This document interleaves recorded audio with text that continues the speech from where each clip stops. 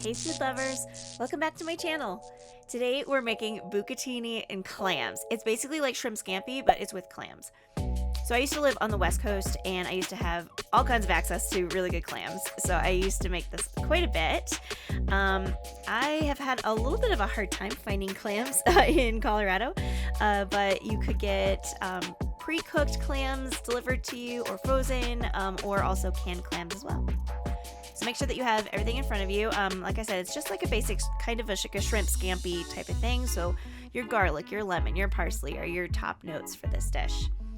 Make sure that you start boiling your water for your bucatini noodles and cook for 6 minutes. Also, if you haven't had bucatini, this is my favorite noodle. It's basically a spaghetti noodle with a hole in it, so when you bite down, it has this really great chew.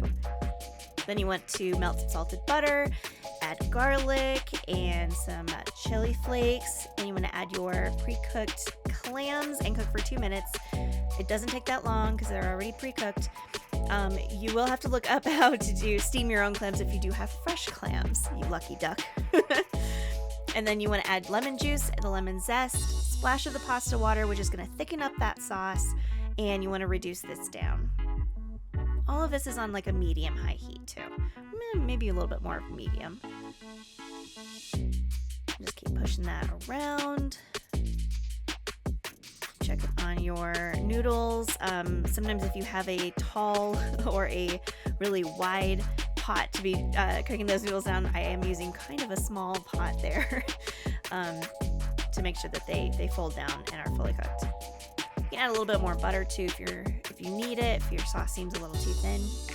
And then you want to transfer those noodles once they're done into that deep skillet or a brazier like I have here. Guess the noodles were not done yet. All right, there we go. And it's fine if they have a little bit of pasta water residual on them because it's just going to thicken up that sauce more. You think it would be thinning it, but it's actually thickening it because of the starch in the water. Then you want to add your parsley, toss everything together, and plate it up. It's really that simple, really that fast. I really miss making these garlic butter clams that I used to get a pack of frozen because all you had to do was boil it and dump it over pasta, but this is the next best thing for me. So I hope you love this. Also, if you're feeling a little fancy, add a little bit of toasted breadcrumb on top for some added crunch. If you like this video, please like and subscribe, say hi to me in the comments, and I will see you in the next one.